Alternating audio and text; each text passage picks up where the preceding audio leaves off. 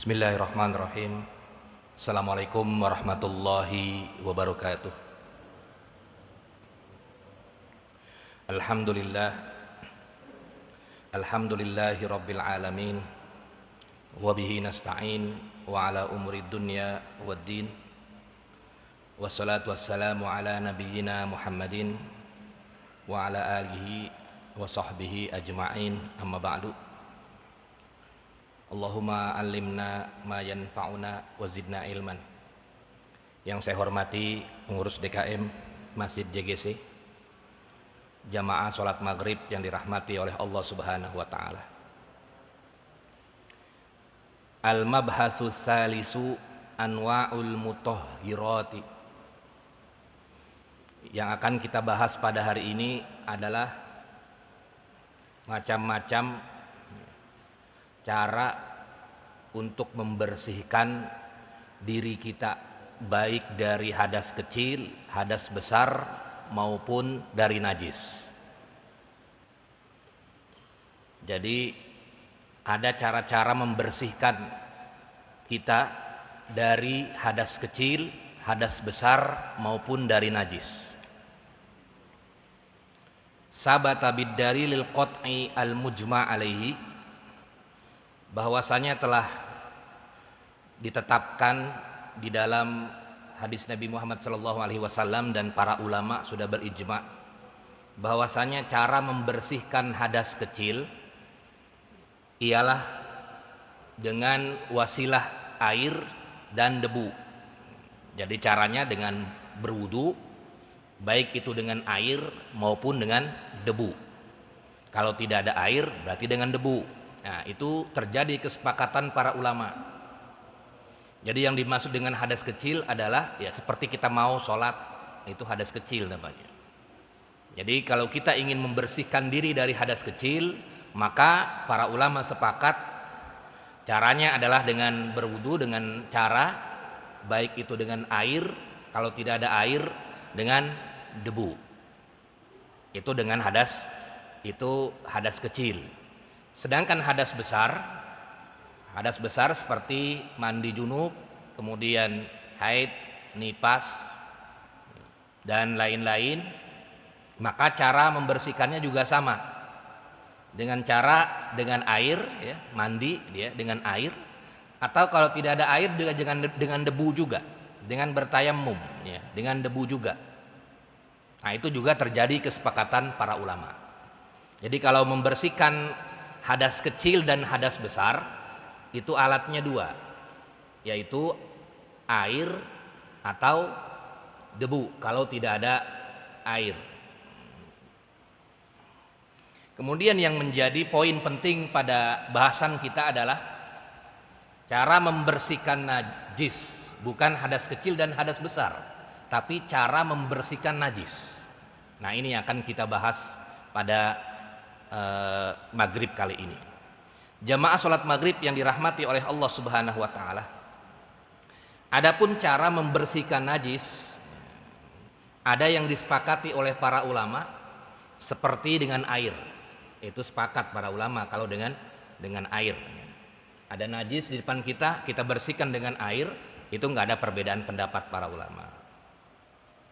Atau kalau misalnya dia fi halatil istinja, ketika dalam keadaan ingin membersihkan kotoran, baik karena keluarnya ghaid, keluarnya BAB, maka dengan cara istinja, baik itu dengan cara dengan air atau dengan al-ahjar, dengan batu. Nah, itu juga terjadi kesepakatan para ulama. Nah, yang menjadi perbedaan adalah yang akan kita bahas pada hari ini terkait dengan hal-hal selain tadi.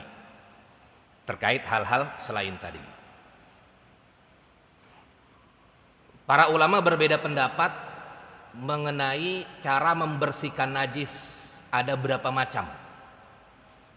Wa qala al-Hanafiyatu, sedangkan mazhabnya Imam Abu Hanifah itu ada 17 cara. Yang akan kita bahas 17 cara ini. Cara membersihkan najis. Kemudian kalau Malikiyah, Imam Malik itu ada 13 cara. Ada 13 cara. Kemudian kalau Imam Syafi'i ada 4 cara, arba'atu anwa, ada 4 cara. Sedangkan Imam Ahmad bin Hambal ada 3 cara. Imam Ahmad bin Hambal ada tiga cara. Kita akan kaji bareng-bareng di sini. Yang pertama, kita akan mengkaji dari yang terbesar terlebih dahulu, dari yang paling banyak, yaitu Imam Abu Hanifah.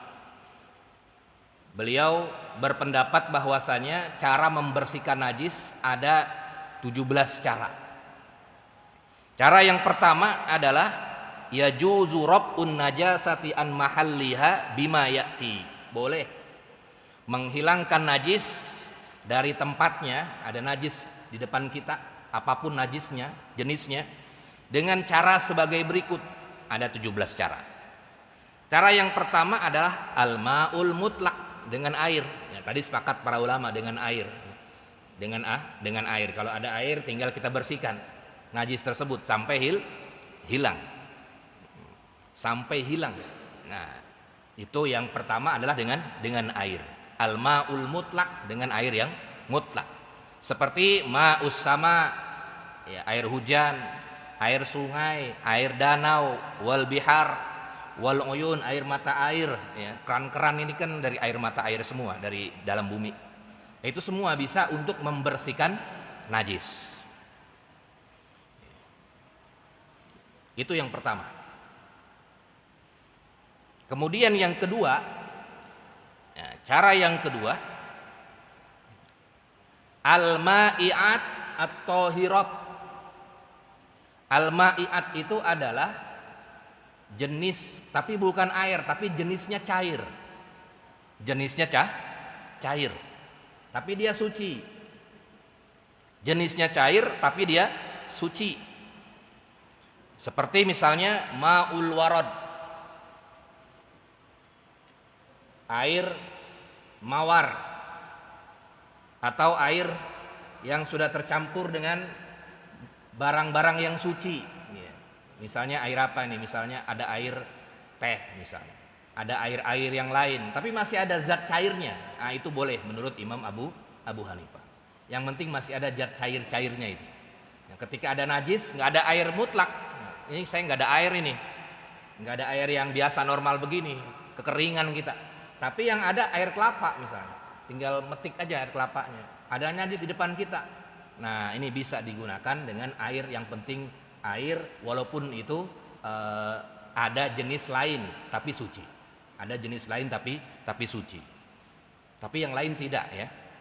Yang lain tidak. Ini hanya mazhab Imam Abu Hanifah. Tapi kalau misalnya fa in kana la yanasiru mislul asal, tapi kalau misalnya zat cairnya sedikit, lebih kental, maka tidak boleh. Misalnya madu itu kan kental, cair juga tidak, ada cairnya juga kan.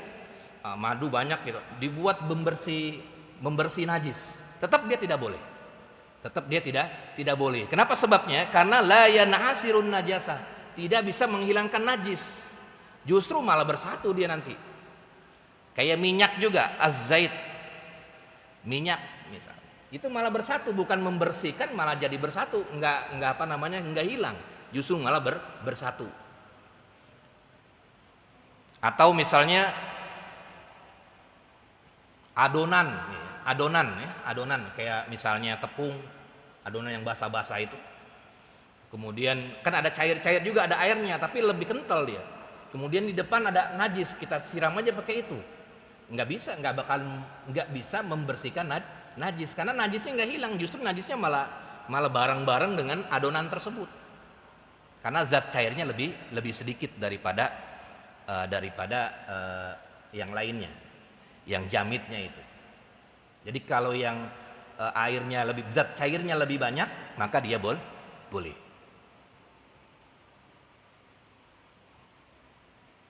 Wa tajuzu thaharatu bima'in khalatahu syai'un tahirun. Nah, kalau Imam Abu Hanifah membolehkan dia membersihkan najis dengan air khalatahu syai'un tahir, yang sudah tercampur dengan sesuatu yang suci. Walaupun dia berubah warnanya. Yang penting tidak seperti tadi, madu cairnya lebih sedikit daripada zat yang bukan cair. Nah, itu yang tidak boleh. Itu yang kedua. Kemudian yang ketiga adalah ad-dalku. Dengan cara ad-dalku itu menggesek-gesekkan. Contoh misalnya mashul mutanajjisi alal ardi mashan qawiyan. Dia menggesek-gesekkan, misalnya sendal kita di bawahnya itu ada najis, keinjak apa ini? Keinjak kotoran. Kemudian kita gesek-gesekkan begini supaya hilang, kan nggak ada air. Ya, air nggak ada, kita di tengah-tengah hutan atau tengah-tengah padang pasir dan lain sebagainya, air nggak ada. Gimana cara membersihkannya nih ya? Nah, dengan menggesek-gesekkan yang kuat begini, maka dia sudah bersih najis. Mashul mutanajjis alal ardi mashan qawiyan bihaitsu yazulu bihi asarun au ainun najasati. Dia sudah bisa membersihkan najis. Kita lihat hadisnya. Nah, ini ada hadisnya di sini, riwayat Imam Ahmad. Kata Rasulullah sallallahu alaihi wasallam, "Iza jaa ahadukum al-masjida." Apabila datang salah seorang dari kalian ke masjid, falyuqallib na'laihi. Lihat sandalnya. Sandal kalian lihat. Wal yandur fihima, lihat. Fa in ra'a khabasan, kalau ada kotorannya, falyamsahhu bil ardi. Hendaklah kamu gesekkan ke tanah, ke bumi. Summal yasil fihima. Kemudian sholat dengan di atas na'al tersebut. Ya, kalau zaman dulu kan istilahnya bisa juga sholat di atas apa? Di atas khuf. Ya, khuf itu kalau misalnya kita lagi perjalanan panjang, kemudian kita pakai khuf kan, pakai sepatu apa yang sampai dengan betis itu. Nah, kemudian 3 hari kita nggak copot-copot, kemudian kita terkena apa? Terkena kotoran. Ya udah, tinggal gesekin aja kotorannya, kemudian kita sholat di situ, tidak batal sholat. Menurut Imam Abu Hanifah.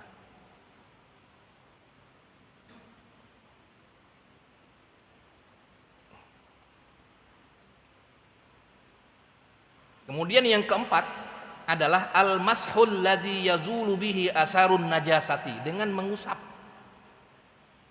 mengusap najis tersebut. Tapi dengan syarat yutahhiru bihi syai'us shaqil alladzi la masa malahu.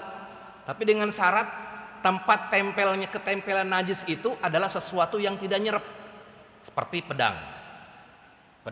Kemudian ada najis di situ, ada darah, atau misalnya ada apa lagi, ada najis, misalnya ada kotoran dan lain sebagainya. Tinggal diusap saja itu, fret begitu, atau seperti kaca begini, tinggal diusap, fret begitu, sudah bersih najisnya. Sudah bersih najisnya.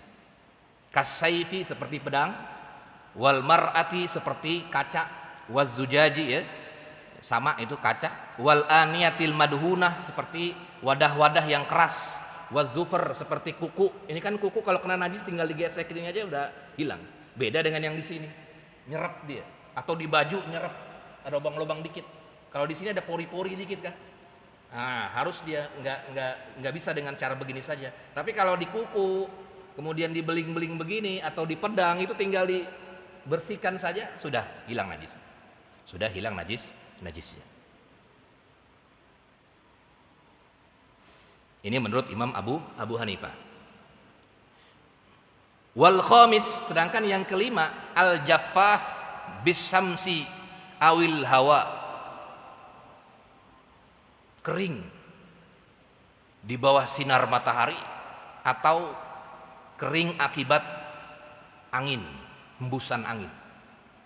Kering akibat di bawah sinar matahari atau kering akibat hembusan angin. Nah, ini yang kelima. Misalnya ada najis, kemudian dibakar atau terkering dengan sinar matahari atau di bawah hembusan angin, maka dia bisa membersihkan najis. Syaratnya yutahhirul ardu wa kullama kana sabitan biha. Syaratnya tempatnya itu harus tempat yang permanen, bukan seperti baju. Kalau baju kan bisa dilepas. Seperti baju atau badan kita Tapi tempat yang permanen seperti misalnya bumi, ya, tanah, kemudian ada najisnya, kemudian terbakar dengan sinar matahari atau terhembus dengan angin, maka dia najisnya hilang dengan sendirinya. Najisnya hilang dengan sendirinya. Tapi kalau dia bisa tidak tetap seperti baju, ini tidak bisa.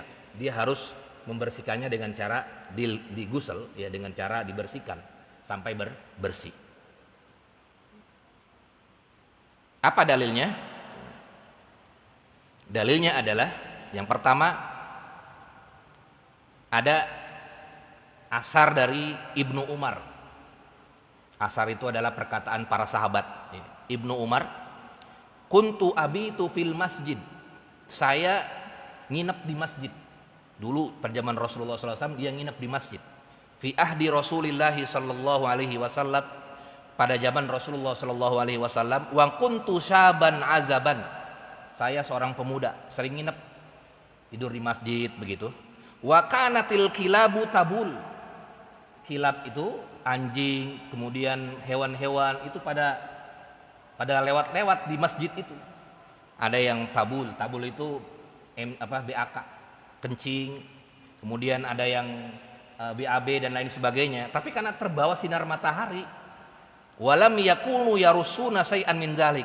Nabi tidak pernah membersihkan itu kayak kita dipel dan lain itu tidak. Sudah sholat aja di bawah tanah tersebut. Dan tidak ada, waktu itu tidak ada semen dan lain sebagainya. Tanah aja di bawah tanah kering, sholat aja di situ. Tidak, walaupun di sana menurut kesaksian Ibnu Umar, di sana ada ada hewan-hewan yang pada kencing di situ dan lain sebagainya. Tetap ketika terkena sinar matahari atau terbawa hembusan angin, terkena hembusan angin, maka dia tidak menjadi najis. Rawahu Abu Daud, hadis riwayat Imam Abu Daud. Nah, ini menurut Imam Abu Hanifah, bukan yang lain ya. Jadi kalau misalnya belum pernah dengar, ya berarti ini pertama kali dengar. Ini pertama kali dengar. Karena Imam Syafi'i tidak menerima. Imam Syafi'i, Imam Abu Hanifah, Imam Ahmad bin Hambal tidak menerima. Dia cuma 4 doang sama 3. Yang banyakan itu Imam Malik. Imam Malik. Kemudian yang keenam adalah tikrarul masyi pisaubit tawil alladhi yamussul ardu an-najasata wat tahirata. Tikrar artinya bolak-balik, sering lewat, bolak-balik. Al-masyu jalan, fisaubit tawil bajunya sampai ke tanah. Bajunya sampai istilahnya sampai isbal ke tanah begitu. Itu bajunya tersebut terkena najis. Maka ketika dia terkena najis, maka seretan yang kedua, yang ketiga, itu tanah itu seretannya kan terus menyeret-nyeret itu ya. Seretannya itu bisa seretan kedua, ketiga, keempat bisa membersihkan ketika seretan yang pertama adalah najis. Misalnya ada yang bajunya sampai nyeret ke bawah, kemudian akhirnya dia terkena najis, misalnya najis apa begitu. Nah kemudian ketika dia jalan, karena sudah tidak najis lagi, diseret lagi dengan tanah-tanah yang lain itu. Nah itu seretan yang kedua, yang ketiga, yang keempat dapat membersihkan seretan yang pertama yang terkena najis. Apa dalilnya? Nah, kita lihat di riwayat Abu Daud dari Ummi Salamah. Annaha qalat, Ummi Salamah berkata, ini perempuan, istrinya Nabi, inni imro'atun atilu zaili, saya seorang perempuan yang bajunya itu sampai nyeret ke bawah. Ya kan wanita biasanya gede bajunya ya, sampai ke bawah itu. Seretnya sampai ke bawah tanah. Sampai ke bawah tanah. Amsi fil makanil qadar, saya jalan di tempat yang kotor. Faqala laha Rasulullah sallallahu alaihi wasallam, kemudian Rasulullah sallallahu alaihi wasallam berkata kepada Ummi Salamah tadi, yutahhiruhu ma ba'dahu, tempat yang kotor tersebut yang kamu lalui akan dibersihkan oleh tempat yang setelahnya yang kamu lalui. Jadi ketika dia pakai baju panjang Ummi Salamah itu, nah kemudian terkena debu atau terkena tanah yang sudah ada najisnya. Nah, kemudian najislah itu bajunya. Nah, di depannya kan nggak ada najisnya lagi. Nah, ketika dia pergeseran itu di depan itu, nah yutahhiruhu ma ba'dahu, maka dengan cara seperti itu, maka yang pertama, ya, seretan yang pertama bisa dibersihkan dengan yang kedua, yang ketiga dan lain sebagainya. Nah, itu menurut Imam Abu Hanifah. Berbeda dengan yang lain. Kemudian yang ketujuh. Yang ketujuh adalah al-farqu. Pakai kaf, al-farqu. Mencipratkan. Yutahhiru bihi maniyul insani idza asabas sauba jaffafan. Mencepretkan itu bisa membersihkan najis seperti najisnya air mani. Jadi Imam Malik dan Imam Abu Hanifah itu dalam hukum air mani itu najis. Wal malikiyatu kal hanafiyah fil hukmi bi najasatil mani. Jadi air mani itu adalah najis menurut Imam Malik dan Imam Abu Hanifah dalam mazhabnya, bahwasanya air mani itu najis. Nah, ketika air mani tersebut sudah mengering, maka cukup dicepretkan saja, maka dia bisa hilang kenajisan air mani tersebut. Berbeda dengan Syafi'iyah dan Imam Ahmad bin Hambal yang mengatakan bahwasanya mani itu tidak najis. Jadi air mani itu ada dua hukumnya. Ada yang berpendapat air mani itu najis, seperti mazhabnya Imam Malik dan Imam Abu Hanifah, najis. Caranya bagaimana membersihkannya? Caranya dengan cara yufrik, memercikkannya saja. Nah, kemudian kalau Imam Syafi'i dan Imam Ahmad bin Hambal, air mani tidak najis. Dia suci. Nah, dia suci. Ya, kenapa demikian? Ya, karena yang pertama gara-gara ada hadis Aisyah. Ya, ketika itu Aisyah berkata, kuntu afruqul maniyya min saubi Rasulillah sallallahu alaihi wasallam. Saya memercikkan mani, memercikkan air mani Rasul dari bajunya. Iza kana yabisan, apabila air mani tersebut kering. Wa agsiluhu iza kana rutban, kalau misalnya basah baru saya banjur dengan air. Nah, ini yang dijadikan dalil oleh Imam Malik dan Imam Abu Hanifah. Bahwasanya kalau kering dipercikkan saja, berarti memercikkan itu membersihkan najis. Berbeda dengan Imam Syafi'i dan Imam Ahmad bin Hambal, air mani tidak najis. Apa sebabnya? Karena ada hadis lain, ya. Hadis Aisyah. Ya. Hadis Aisyah yang dikatakan hadis Aisyah itu ittirob, ya. Ittirabu riwayat hadis Aisyah. Jadi hadis Aisyah itu ada beberapa jalan. Satu bilangnya tagsiluhu, satu dibilangnya dibanjur dengan air, satu lagi bilangnya dipercikkan saja. Hadisnya itu ada beberapa jalur dari Aisyah juga terkait dengan air mani. Jadi kan Aisyah ketika ada air mani di baju Rasul itu ada beberapa riwayat, ada yang mengatakan dipercikkan saja, ada yang mengatakan dibanjur dengan air. Nah, karena ada beberapa riwayat itu, akhirnya menurut Imam Ahmad dan Imam Syafi'i tidak najis. Kenapa sebabnya? Ya karena berdasarkan dalil al-aslu baqa'u makana ala makana. Kemudian yang kedua adalah bahwasanya manusia tidak najis. Karena air mani manusia akan menjadi manusia. Nah, itu yang dijadikan dalil. Jadi pada poin intinya yang kita kaji adalah Imam Abu Hanifah menganggap memercikkan air itu, memercikkan air mani tersebut hanya dipercikkan, itu adalah salah satu cara untuk membersihkan najis. Jamaah salat maghrib yang dirahmati oleh Allah Subhanahu wa taala. Kemudian yang ke-8 adalah at-takwir. Tako pakai kopnya, at-takwir qawwara. Yaitu memisahkan azlul juz'il mutanajjis an ghairihi. Memisahkan bagian najis dari yang lainnya. Contoh misalnya ketika yutahhiru bihid dahnul jamid al mutanajjis kasamani wad dabasi wa nahwihima. Seperti misalnya ada adonan. adonan misalnya adonan kue itu ya, kejatuhan najis, apa misalnya bangke tikus, blek. Nah, dengan cara memisahkan itu memisahkan najis tersebut, diangkat itu najis tikusnya, dipisahkan itu, diangkat azlul juz'i, dipisahkan itu najis itu yang bangkai dengan adonan tadi, maka itu merupakan cara membersihkan najis. Berdasarkan hadis Maimunah istri Rasulullah sallallahu alaihi wasallam, anna fa'ra waqa'at fi samanin. Tikus jatuh di sebuah adonan gitu ya. Kemudian mati di tikus tersebut. Mati ya, bangke, najis.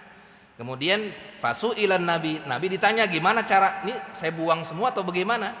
Faqala alqauhu, lempar atau ambil itu mayitnya atau bangkainya, wa ma haulaha, kemudian yang lain boleh dimakan. Wa hadza muttafaqun alaih, ini adalah hadis riwayat Bukhari dan Muslim. Tapi fa in kana samanu jamidan tarahat an-najasatu wa ma haulaha khosatan. Tapi memang Imam Abu Hanifah mengatakan kalau misalnya adonan tersebut adalah adonan yang tidak basah, artinya adonan yang enggak terlalu cair. Kalau cair semua maka dia dihukumi najis. Kayak sayur asem misalnya. Sayur asem kejatuhan tikus. Ya sudah, berarti sayur asemnya najis, sudah dibuang aja itu sayur asemnya. Nggak bisa dipisahkan antara bangkai tikus dengan sayur asem. Ini sayur asem, bangkainya sebelah sini nih. Sayur asemnya yang sebelah sini berarti nggak najis. Tidak, karena dia bukan jamit. Karena dia bukan cairnya terlalu banget begitu. Cairnya terlalu banget. Tapi kalau misalnya dia jamit, artinya misalnya adonannya misalnya yang keras begitu, kemudian jatuh ke pinggir, maka tinggal bisa dipisahkan tuh, yang sini saja yang dibuang, yang sebelah sini bisa. Tapi kalau cair maka dia semuanya najis. Fa in waqa'at an-najasatu, kalau misalnya najis tersebut fi ma'in, di benda yang najis seperti zait, seperti minyak misalnya. Minyak jatuh itu najis. Ya udah, berarti minyaknya najis. Minyaknya najis. Kenapa? Karena minyaknya benda yang cair. Lam yutahhir indal jumhur, dan tidak bisa membersihkan najis menurut jumhur ulama, bahkan Abu Hanifah juga. Berbeda nanti dengan ulama yang lain. Jadi tetap kalau misalnya dia terlalu cair, artinya cair, ada najisnya jatuh ke situ, maka dia dibuang itu tempat tersebut. Artinya sayuran misalnya terkena najis, ya, maka dia dibuang. Ya. Kecuali nanti ada pendapat yang berbeda, tapi bukan pendapat jumhur. Jadi yang ke-9 adalah yang ke-8 adalah at-taqwir, ya, dengan cara memisahkan najis, diangkat dari tempat yang terkena najis. Kalau bisa diangkat dan dipisahkan. Kemudian yang ke-10 adalah yang ke-9 adalah qismatul mutanajjis, dengan memisahkan yang najis tersebut. Bifaslil ajza'in najasati anit tahirah, dengan memisahkan misalnya seperti apa? Seperti hantoti wasair, seperti kurma atau gandum. Ya, sebelah sini kena najis. Ya, sebelah sini tidak. Ya udah, tinggal dipisahkan saja. Ya, misalnya misalnya kayak bawang merah gitu kan. Nah, sebelah sini terkena najis, sebelah sininya. Bawang merah dalam satu wadah. Sebelah sini terkena najis misalnya. Ya berarti yang terkena najis saja dipisahin. Nah, yang lainnya yang tidak terkena najis, nah itu tidak masih boleh bisa dipisahkan. Artinya masih boleh bisa diinikan gitu ya. Masih tidak terkena najis akhirnya. Nah, ini yang ke-9 adalah qismatul mutanajjis. Kita pisahkan bagian yang najis dengan yang tidak najis. Kemudian yang ke-11, yang ke-10 ya, adalah al-istihalatu. Berubahnya najis menjadi tidak najis, zat najis menjadi tidak najis. Seperti tahulul ainun najasatu binafsiha. Seperti misalnya pupuk. Ya, kalau kotoran itu kan najis. bekas kotoran itu kan semua najis. Kemudian dia dirubah zatnya dari najis kemudian menjadi tidak najis, menjadi pupuk. Itulah menurut Imam Abu Hanifah namanya disebut dengan proses al-istihalah. Berarti pupuk itu walaupun dibuat dari dari barang-barang yang kotor, yang najis, tetap dia tidak najis karena sudah dibersihkan menjadi tidak najis. Berbeda dengan pendapat yang lain ya, berbeda pendapat yang lain. Jadi proses istihalah itu ya, proses istihalah yang tadinya najis kemudian diproses menjadi tidak najis. Atau seperti al-khamru at-takhallul. Ini yang ke-12 ya. Khamr kalau sudah menjadi cuka. Cuka ya. Terfragmentasi atau apa itu ya. Nah, iza takhallalat binafsiha. Dia sudah berubah zatnya, kalau dari kimiawi dia zatnya zat yang kodenya itu berubah menjadi cuka, jadi zat asam, maka dia tidak menjadi najis. Tapi berubahnya dengan sendirinya, bukan berubah dengan campuran yang lain. Nah, itu syaratnya berubah dengan sendirinya. Nah, itu prosesnya disebut dengan at-takhallul. Dari kata khallala, takhallala. Itu yang ke-11. Jadi al-istihalah tadi prosesnya dari najis menjadi tidak najis, kayak seperti kotoran menjadi pupuk. Nah, itu juga bisa. Kemudian yang ke-12 adalah tadi seperti khamar yang tadinya najis menjadi tidak karena berubah menjadi cuka, zatnya sudah berubah. Yang tadinya kodenya C2 apa begitu, kemudian menjadi zat asam biasa. Kemudian yang ke-11 ya, adalah ad-dibag, disamak dengan sebab disamak lil juludin najasati. Kulit najis itu kalau disamak itu tidak menjadi najis kembali. Kulit buaya kan najis. Kalau jadi bangkai najis dia. Artinya bangkai buaya ya, kemudian kulitnya dimanfaatkan. Disamaklah dia, dikeringkan, dijemur, dikeringkan sehingga hilang itu. Artinya jadi kering banget itu kayak beduk begitu, kering banget. Dijadikan sabuk, tas dan lain sebagainya. Maka proses tersebut namanya disebut dengan proses dibag. Nah, menurut Imam Abu Hanifah dia tidak najis. Dia tidak najis. Kajildil hayyatin saghiratin, seperti kulit apa saja. Kulit ular dan lain sebagainya juga bisa. Dalilnya ayyuhuma ihabin dubigha fahuwa faqad tahur dalam hadis. Kalau sesuatu itu sudah disamak, yang najis sudah disamak, faqad tahura, maka dia sudah suci. Hadis riwayat Tirmizi dan Imam Ibnu Majah.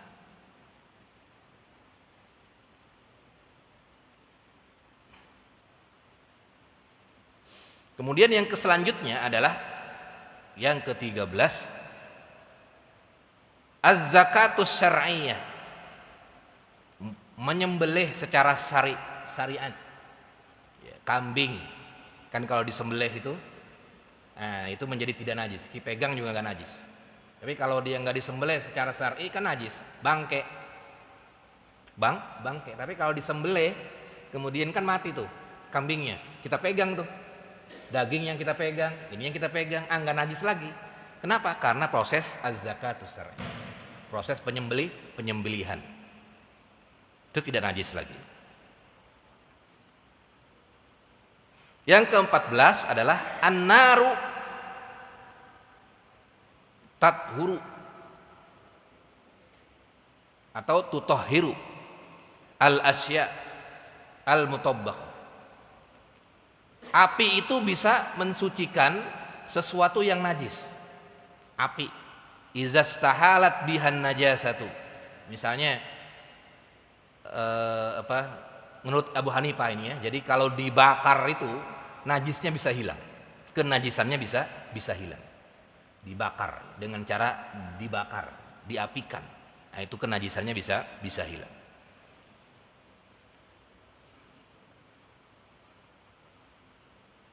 Kemudian yang selanjutnya adalah dukhulul ma min janib wa khurujihi minal janibil akhar.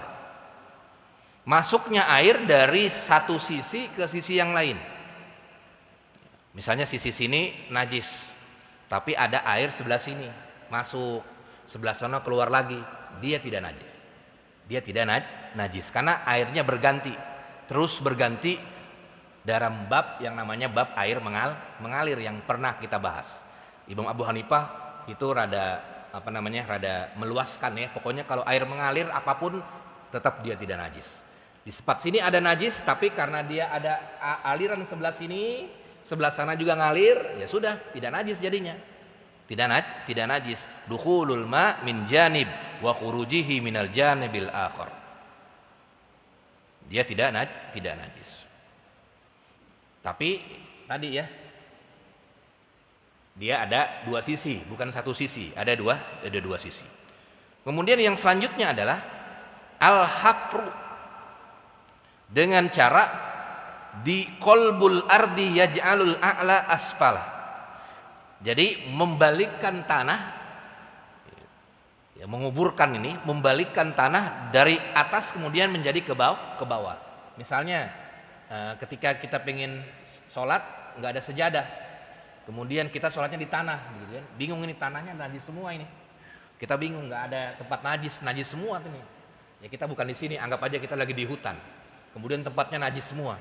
Kemudian tanahnya najis, gimana cara sholatnya? Nah, menurut Imam Abu Hanifah tinggal dibalikkan saja, digali itu najisnya, kemudian dibalikkan, ditaruh dengan tanah, dikubur begitu. Nah, itu dengan cara itu setempat kita sholat, nah itu dia sudah menjadi tidak najis lagi. Kemudian yang selanjutnya, ini yang terakhir ini adalah ghuslu tarfis saubil badan, dengan cara membersihkan ujung baju atau badannya atau sebagiannya. Iza nasyal mar'u mahallan najasati. Kalau seseorang itu lupa kena najisnya di mana. Misalnya kita ada kena najis di badan kita ini. Ini di mana nih kena najisnya nih ya. Nah, itu ijtihad Imam Abu Hanifah adalah dia membalasnya atau membersihkannya, tidak perlu semuanya, cukup sebagiannya saja atau pas di ujungnya, walaupun ini najisnya di sebelah sini, itu sudah bisa menghilangkan najis. Nah, ini menurut pendapatnya Al-Mukhtar Indal Hanafiyah, menurut pendapatnya Imam Abu Hanifah. Sedangkan kalau Imam Malik, tinggal hilangkan saja yang pojok-pojoknya menjadi 11. Menjadi 11. Yang paling ujung itu dia tidak termasuk. Kemudian kalau Imam Syafi'i, dia hanya air yang bisa membersihkan, itu air. Kemudian proses fragmentasi khomer menjadi cuka, itu juga bisa. Kemudian samak, proses disamak, termasuk istihalah tadi ya, istihalah pupuk menjadi bukan, itu juga bisa. Kemudian itulah yang menjadi pendapatnya Imam Syafi'i. Ada 4 ya. Pertama air, kemudian proses samak tadi, kalau ada kulit kemudian najis kemudian disamak. Kemudian takhallul itu dengan khomer ya, khomer kemudian menjadi cuka. Kemudian yang keempat adalah istihalah. Istihalah itu adalah seperti tadi pupuk ya, kotoran menjadi pupuk, dirubah dia. Aslinya kotoran kemudian dirubah menjadi pupuk. Nah, itu bisa juga seperti itu menurut Imam Syafi'i. Sedangkan Imam Abu Hanifah hanya 3 saja. Yang pertama adalah proses dengan air tadi, air. Yang kedua, kalau yang disamak tidak dia ya. Disamak tidak. Yang ketiga dan yang keempat, yang kedua adalah istihalah, dan yang ketiga adalah proses satu lagi tadi istihalah dan takhallul atau proses khomer jadi cuka. Jadi Imam Ahmad bin Hambal hanya 3, dengan air, kemudian dengan takhallul tadi, dengan cara khomer jadi cuka, kemudian dengan cara istihalah tadi, pupuk menjadi kotoran menjadi pupuk. Sedangkan Imam Syafi'i tambah 1 lagi dengan cara disamak. Sampai di sini ada diskusi, tafadhol silakan untuk diskusi. Ini adalah cara membersihkan najis. Kalau kita sekarang mah kalau ada air pakai air. Ini kondisi-kondisi Imam Abu Hanifah ini kondisi-kondisi yang nggak normal ya, nggak ada air, kemudian hidup di tempat-tempat najis, misalnya gimana kita membersihkannya? Nah itu caranya seperti itu. Bisa pendapatnya Imam Abu Hanifah dipakai. Tapi kalau dalam keadaan normal, saya berpendapat kita pakai air. Nggak bisa kita mentang-mentang perbedaan pendapat begini. Akhirnya udah saya ada air, kemudian kita pakai ini saja, pakai pakai air yang bukan air mutlak, tapi airnya air teh misalnya dan lain sebagainya. Menurut saya yang lebih kuat adalah tetap yang pertama dengan air al-ma'ul mutlak tadi. Ini kondisi-kondisi Imam Abu Hanifah atau Imam Malik yang banyak itu. Nah itu kondisi-kondisi dalam keadaan tidak normal, atau kita dalam keadaan di padang pasir yang nggak ada air, ya kemudian misalnya kita sholat kemudian tidak tahu ini tanahnya najis atau tidak ini, ya sudah kita berijtihad bahwasanya Imam Abu Hanifah kalau sudah kena air matahari, kena hembusan angin, ini tempat nggak najis, sholat aja di situ. Gitu. Nah itu yang bisa kita simpulkan. Wallahu a'lam bishawab. Ada lagi tafadhol? Ada diskusi? Iya Pak Ji. Waalaikumsalam warahmatullahi wabarakatuh.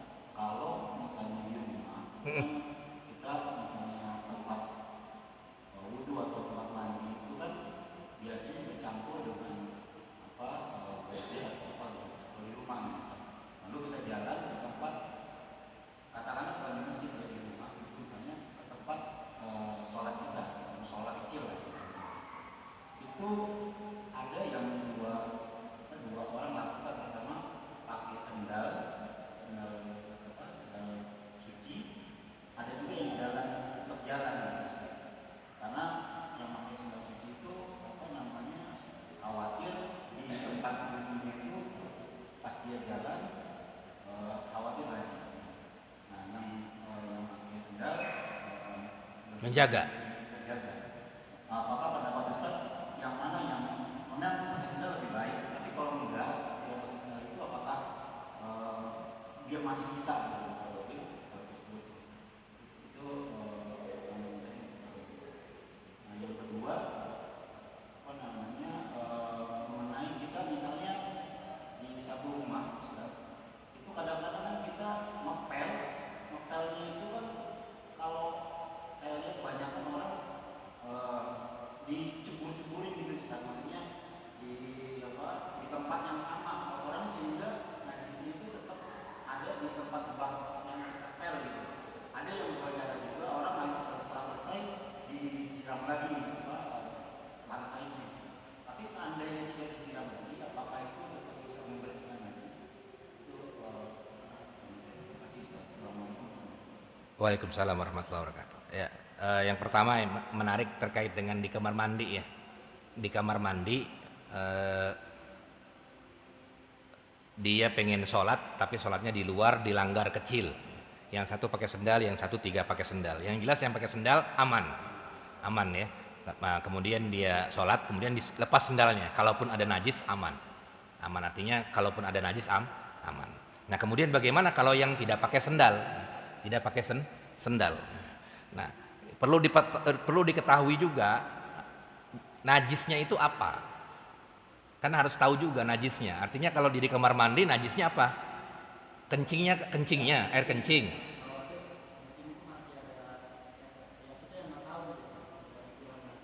Iya, makanya saya bilang tadi, kalau memang ada air kencingnya, maka memang ya tadi kita kencing di tempat pas ketika lubangnya supaya tidak kemana-mana. Jadi ketika dia membersihkan najis tersebut, jadi aman dia, walaupun dengan nyeker tadi ya aman. Di kamar mandi tidak ada najis. Karena najis itu sudah diketahui kan, ada air kencing, kemudian kotoran. Kalau debu-debu gini nggak najis dia.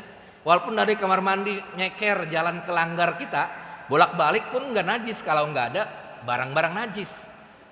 Kan sudah diketahui najis itu seperti apa kan tadi air kencing, kemudian kotoran, kotoran hewan, kotoran manusia dan lain sebagainya. Itu kira-kira orang tersebut, yakin saya orang tersebut ini nggak ada di sini. Nggak ada air kencing sudah saya bersihkan. Kemudian kotorannya dicubluk dan lain sebagainya. Kalau dia kelanggar, menurut saya tetap bisa dibilang dia benar juga. Artinya tidak bisa dibilang dia nggak sah. Dia terkena najis. Kenapa? Karena ya kalau dia hanya lewat debu, nah itu tidak najis. Kecuali kalau ada yang meyakinkan itu tadi di sebelah sini jalan tadi terkena kencing kucing. Ah, itu bisa. Oh ya berarti saya harus bersih lagi nih. Saya harus bersihkan lagi kaki saya. Kalau ada yang mengingatkan. Tapi kalau misalnya nggak ada yang mengingatkan ya sudah tadi. Misalnya dia jalan anggap dia yakin bahwasanya orang tersebut sudah melewati ya ini cuman hanya debu-debu begini aja. Sama seperti kita dari tempat wudu sampai ke masjid sini depan. Karena kita lewat situ. Sini lewat. Seperti itu aja. Atau dari kamar mandi ke langgar kita. Begitu. Jadi kalau nggak ada najis yang meyakinkan, menurut saya tidak mengapa dia menjadi imam dan najis. Kecuali kalau ada yang mengingatkan atau tahu bahwasanya tadi itu kena kencing. Nah, berarti dia harus membersihkan kembali begitu. Jadi yang pakai sendal al-ahwat lebih selamat, lebih bagus, yakin benar. Tapi yang tidak pakai sendal pun jangan dikira dia tidak sah. Artinya tidak nanti sholatnya nggak sah dan lain sebagainya. Kecuali kalau bisa meyakinkan bahwasanya yang dia lewati itu adalah najis. Wallahu alam bishawab. Baik, itu saja dari saya. Ada lagi? Iya, tafadhol. Oh ya, yang pel itu ya, kalau dia sudah terkena najis, ya kan nggak bisa dia dijadikan apa? Kalau misalnya ini ini najisnya jelas ya, air kencing misalnya. Kalau cuma kotor-kotor begini bukan najis ini. Kalau kotor-kotor gini, kotor misalnya. Tapi yang jelas misalnya ada najis, kemudian tercampur dengan ember kita. Kemudian ember kita dijadikan tempat pel juga airnya itu, maka tetap dia najis dia. Ya berarti dia harus disiram lagi dengan air yang mutlak gitu. Jadi harus dipastikan itu najis tidak yang dicampur itu. Kalau cuman istilahnya terkena sabun, itu kan enggak najis, itu suci atau terkena apapun. Kecuali kalau ember tersebut terkena kotoran, ini sudah berubah warnanya, sudah hitam. Kemudian yang air hitam itu kita jadikan buat ngepel, itu udah enggak itunya udah tetap dia najis, nggak bisa. Tetap dia najis. Jadi harus dipastikan dulu yang tercampur itu najis atau bukan. Kalau dia najis ya nggak bisa. Tapi kalau dia bukan najis, tetap walaupun dia kotor apapun, berubah warnanya, tapi warnanya bukan karena najis, misalnya karena molto misalnya atau karena apa, itu kan suci, tidak najis. Tidak najis. Wallahu alam bishawab. Baik, mudah-mudahan bermanfaat. Nanti kita akan lanjutkan di pertemuan yang akan datang. Marilah sama-sama kita akhiri dengan membaca doa kafaratul majlis. Subhanakallahumma bika asyhadu an la ilaha illa anta astaghfiruka wa atubu ilaik. Assalamualaikum warahmatullahi wabarakatuh.